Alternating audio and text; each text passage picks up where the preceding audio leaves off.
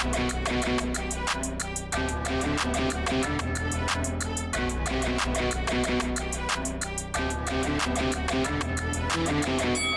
guys, welcome to Boxing Squared for boxing news and views from around the internet. It appears the Swedish heavyweight contender Otto Wallin is set to be the next opponent for Dillian Whyte, who is set to return to the ring on the 30th of October in the United Kingdom at the O2 Arena in London.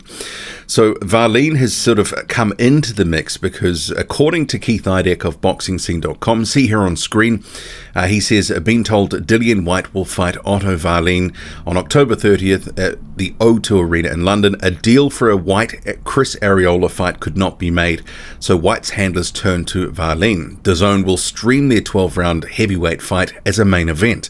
My story is up on Boxing Scene. So I had a look at the story, so it doesn't say too much more. There's a few things to get through, because obviously what happened to Jermaine Franklin, because he was a name mentioned for months, and he says he signed his portion of a deal to fight Whyte. But first things first, Otto Wallin. I don't mind this fight at all, because the Swedish heavyweight is actually a very good fighter.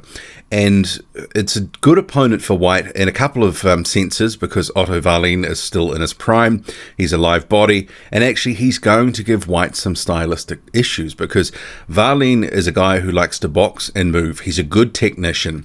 You saw in that fight against Dominic Brazil, if you're plodding and can't, sort of cut the ring off, Wallin is just going to pick you apart. So this is not necessarily the easiest style matchup and test for Whyte, but one he would still go in favourite for. But don't be surprised if Otto Wallin puts up quite a bit of resistance. And we've seen that before from Wallin. In his fight against Tyson Fury, he put up a credible effort and a losing effort, and he was able to open up a couple of cuts on Fury through punches, and that sort of put the fight in jeopardy for Fury at one point, because pretty gruesome cuts, but Fury sort of battled through and was able to win that fight. He made it quite an ugly, close encounter, and I think some people who saw that fight, including some media, based their view of Otto Wallin just off that one fight, that Wallin was a brawler. Guys like Mike Coppinger, ahead of the Brazil fight, were saying it was going to be a slugfest. But anyone who's seen Wallin fight for any length of time knows that this guy likes to use the ring, use movement, and is a very,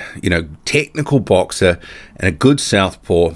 And that's not necessarily the sort of best style matchup, or the one you would be expecting Dillian Whyte would be taking on voluntarily, but it seems like he is going to. So I actually like this fight, because I think this is more competitive than some of the other fights. And I think the reason why Chris Arreola was a name probably still in the mix was he's had some good fights in recent years with the likes of Adam Kovnarski, Andy Ruiz Jr., etc., but he has been on the losing end of it, and he's had a couple of strong rounds in those sorts of fights, but ultimately been able to be outworked and outpointed. In the Ruiz fight, he did drop Andy Ruiz Jr. and hurt him a couple of times in that fight. So that's the reason he would have been in the sort of frame for this fight, because it's a guy who is still, can put up a good effort, come to fight, throw a lot of punches, but probably still ultimately going to lose. So Arreola, Andy Ruiz Jr. and Jermaine Franklin were names that were persistently linked with Whyte's next fight for a number of months. And I always thought that the Ruiz and Arreola fights were more unlikely to get made just because promotional issues. They're both PBC fighters. Andy Ruiz Jr. sort of put himself out of the mix for this or any other fights this year through having some sort of knee injury that he needed to have therapy or surgery. Who knows what was really going on. But he sort of dropped out. So then Arreola, his name was still linked, as was Jermaine Franklin's, and you can see here on screen. So Franklin has said a number of times in recent weeks that he signed his deal to face Dillian Whyte. So, well, it's not this one here. Where is it? I signed the paperwork. Can someone tell me where Dillian Whyte is? He is ducking me. My signature is on the agreement. And actually, there's like 5 posts that sort of go through this sort of stuff with Franklin, effectively rinse and repeat, trying to taunt Whyte, all that sort of stuff. But perhaps part of that too was maybe he knew that the fight was slipping away. Perhaps this is a case that while they were looking at this fight, and maybe it was the backup, that this was the, okay, well, if everything else falls through, we've got this fight ready to roll. But it could also be a case that DAZN has said no to Jermaine Franklin being Dillian Whyte's opponent. it could honestly be that, because Jermaine Franklin, while unbeaten, is not really a name that the UK audience is familiar with. And I'm sure DAZN is looking for fights that have name recognition, appeal, and can bring subscribers to their platform.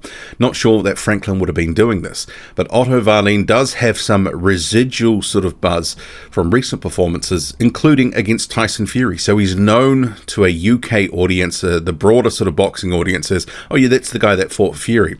Oh yeah, Fury was cut, it was a tougher fight than people expected, etc. Wallin has not quite capitalised off that sort of buzz that he got from that fight. He struggled to get a fight, eventually fought Travis Kaufman about a year after that fight, and earlier this year fought Dominic Breazeale. And yeah, he sort of outclassed him easily enough. And actually just a month or so ago, you can see here, expressing frustration on social media, saying that he just couldn't get a fight. He was looking to be back in the ring, wanted to be in the ring, but expressing his frustrations. Interesting to note as well that Otto Wallin is also promoted by Dimitri Salita, who promotes Jermaine Franklin. So potentially DAZN has said no, and they've gone back to Salita and said, what else you got? Is Otto Wallin on the table?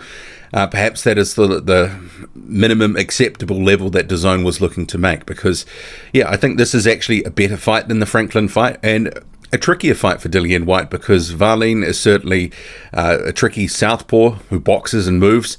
Dillian Whyte doesn't have the best footwork, and we have seen in some fights where guys have been boxing and moving that he has been made to look a little bit sort of basic at times. But ultimately, the way that Whyte fights, he's pretty relentless, comes forward, sets traps. You know, the left hook is a real weapon. He does end up sort of using his attributes well, using his physicality, and ultimately he's been able to find ways to win in most of his fights thus far in his career. So not a bad opponent at all. I don't mind it. So if it gets announced, I think that's a good fight. And it's seemingly going to be announced soon, whatever the opponent is going to be. But what do you make of it all? Drop a comment, loud and often. Hit like, hit subscribe, follow me on Twitter, boxing_squared. I'm out.